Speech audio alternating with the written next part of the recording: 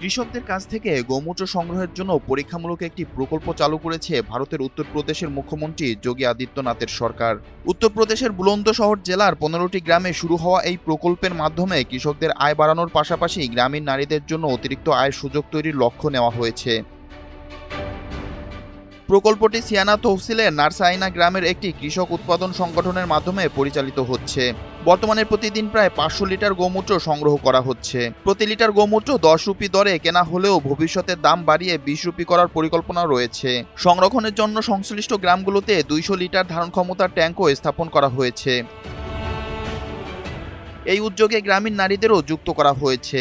গোমূত্র সংগ্রহে সহায়তা করা নারীদের প্রতি লিটারে 2 রুপি করে কমিশন দেওয়া হচ্ছে।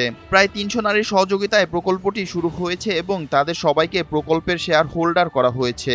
বসুন্ধরা টিস্যু, অশুদ্ধতার বিরুদ্ধে এক বিন্দুও ছাড় নয়।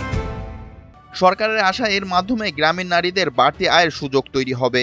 পাশাপাশি দুধ দেওয়া বন্ধ করে দেওয়া গরুগুলোর দেখভালেও এই উদ্যোগ সহায়ক হতে পারে।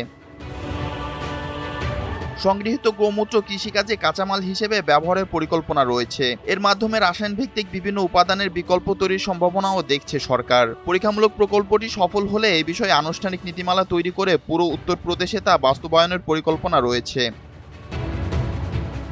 তবে সরকারের এই উদ্যোগ নিয়ে বিরোধিতা করেছে সমাজবাদী পার্টি এসপি।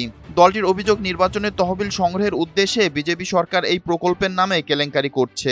যদিও বিজেপির পাল্টা দাবি, সরকার উন্নয়নমূলক কোনো প্রকল্প নিলেই এসপি তাতে ত্রুটি খোঁজে।